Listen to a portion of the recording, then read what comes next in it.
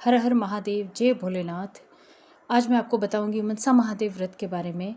कोई ऐसी मनोकामना नहीं जो भगवान भोलेनाथ संपूर्ण ना कर सके।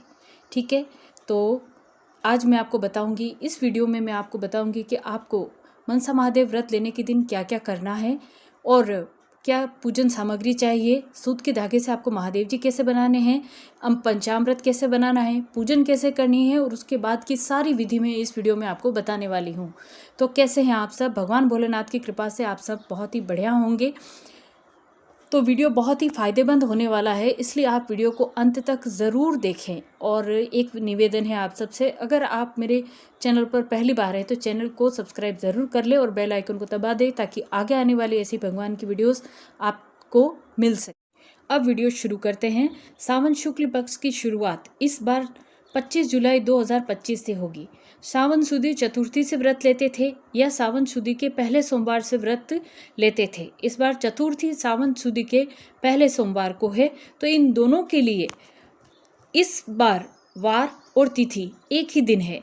तो 28 जुलाई से इस व्रत की शुरुआत होने वाली है और व्रत शुरू होने से पहले कुछ सामग्री है जो आपको पहले से ला के रखनी है अपने पास में, और उन सब चीज़ों के ला के रखने के बाद आपको मैं बताऊं कि उसी तरीके से व्रत और पूजन करना है। व्रत वाले दिन जब आप मंदिर जाएंगे तो आपको सूत के धागे से महादेव जी बनाने होंगे।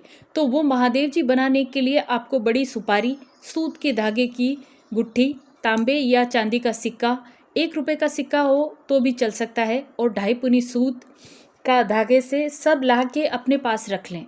और उस दिन आपको उस धागे में 4 गिठाने देनी हैं। पहली और दूसरी गिठाने दोनों कोनों पर और तीसरी और चौथी गिठाने बीच में, और चारों गिठानों के बीच का अंतराल समान होना चाहिए। फिर उस धागे को कुंवारी कन्या से हाथ लगवा के, यानी जो भी कुंवारी लड़की हो उससे हाथ लगवा के उसको गेरू के रंग में रंगना है और उससे महादेव जी बनाना शुरू करना है। महादेव जी बनाने के लिए आपको सिक्के को सुपारी के नीचे वाले हिस्से में रखना है और उस गिठान को अंगूठे से दबाते हुए ऊपर की ओर लपेटना शुरू करना है। आपको उस धागे को सुपारी के ऊपर तब तक लपेटना है जब तक पूरी सुपारी कवर ना हो जाए, और लास्ट में आप 2-3 राउंड आप आड़े भी लगा सकते हैं। तो लास्ट वाला हिस्सा जो बचेगा उससे आप उसमें गिठान न लगाएं, उसे सिर्फ जो लगा हुआ है उसके बीच में कहीं फंसा दें। उस धागे में आपको लगानी है और लास्ट का जो हिस्सा बच जाता है उसको आपको बीच के अंदर कहीं दबा देना है, उसमें कोई गिठान नहीं लगानी है। और इस तरह आप देखेंगे कि सूत के धागे के बने हुए महादेव जी की आकृति कुछ नारियल की तरह दिखने लगेगी। तो इसी तरह आपको महादेव जी बनाने होंगे। आपको बताना भूल गई कि सुपारी को और सूत के धागे को गंगा जल से पवित्र अवश्य कर लें और उसके बाद ही पहले बताई गई विधि के अनुसार महादेव जी बनाना है। अब बात करते हैं पूजा सामग्री की। आपको पूजन सामग्री में किन किन चीज़ों को ला के रखना है, इन सब की जानकारी प्रस्तुत है। सबसे पहले आपको बिल्वपत्र ताज़ा आपको सोमवार के दिन अगर मिल जाते हैं तो बहुत अच्छी बात है। अगर नहीं मिलते हैं तो आप एक दिन पहले ही ला के तोड़ के रख सकते हैं बिल्वपत्र। और बिल्वपत्र कटे फटे नहीं होना चाहिए, कहीं से भी टूटे नहीं होना चाहिए। सभी बिल्वपत्र पे 3-3 पत्तियाँ होनी चाहिए। और उसके बाद तांबे का लोटा, कलेवा, सुपारी, जनेऊ, मेहंदी, अक्षत, चंदन, नारियल, पंचामृत, धूप, दीप, घी, बाती, अगरबत्ती, इत्र, गंगा जल, अबीर, गुलाल और कथा की किताब, और माँ पार्वती के लिए चुनरी, लहंगा और मेहंदी।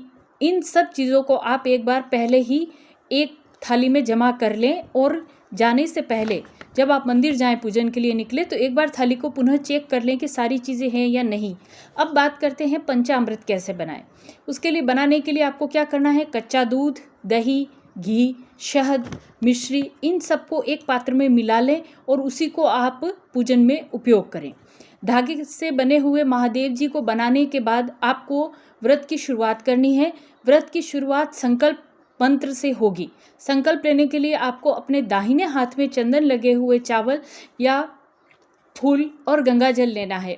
ठीक है। संकल्प का मंत्र किताब में दिया होगा, अगर नहीं हो तो आप सिंपल सा संकल्प भी ले सकते हैं। आपके अपने दाहिने हाथ में गंगा जल ले लें, उसमें थोड़े से चंदन लगे हुए अक्षत ले लें और फूल ले लें और अपना नाम, गोत्र, तिथि, वार, संवत, स्थान, ये सब बोल के आप अपनी मनोकामना बोल के और जो आपके हाथ में गंगा जल, पुष्प और चंदन है उनको आप महादेव जी के चरणों में अर्पित कर दें।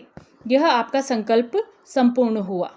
अब बात करते हैं पूजा विधि की। पूजन में आपको क्या करना है, आपको समस्त शिव परिवार को गंगा जल से स्नान कराना है और गंगा जल से स्नान कराने के बाद आपको समस्त शिव परिवार को पंचामृत से स्नान कराना है।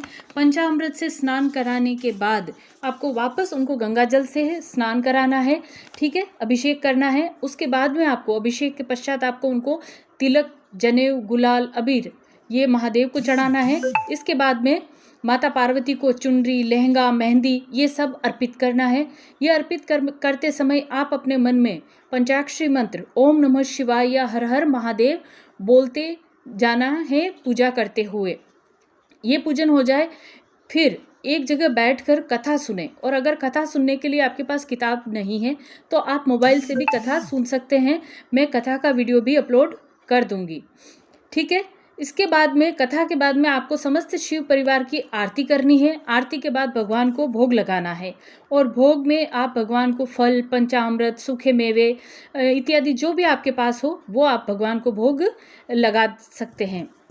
भगवान को भोग लगाने के बाद भगवान से क्षमा याचना करनी है। क्षमा याचना कैसे करनी है कि हे भोलेनाथ, हे भगवान, अगर ये जो मैंने आपकी पूजा की है, ये जो व्रत मैंने आपका लिया है, इसमें अगर मुझसे कोई भूल चूक हुई हो तो मुझे क्षमा करें और मेरे इस व्रत और पूजा को आप स्वीकार करें।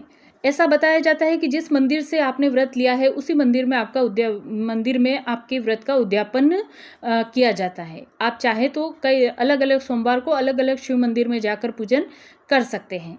अब बात करते हैं व्रत के नियम के बारे में। व्रत शुरू होने से पहले यानी रविवार की रात को 12 बजे से आपको कुछ भी खाना पीना नहीं है, यानी कि आपको पानी भी नहीं पीना है रविवार की रात को 12 बजे के बाद, ठीक है। अगला नियम, जब आप उठे सुबह जल्दी उठकर अपने जो कार्य हैं डेली के उससे निवृत्त होकर जब आप स्नान कर ले, स्नान आदि करने के बाद में आपको पूजा करनी है। पूजन करने के बाद ही पूजा होने तक आपको पानी नहीं पीना है। कथा सुनते समय आपको क्या करना है, एक तांबे के जल का लोटा रखना है अपने पास और उसके अंदर एक बिलपत्र डाल देना है। कथा और पूजा संपूर्ण होने के बाद जो पंचामृत और जो भोग आपने भगवान को चढ़ाया था उसको आपको सब में वितरित कर देना है।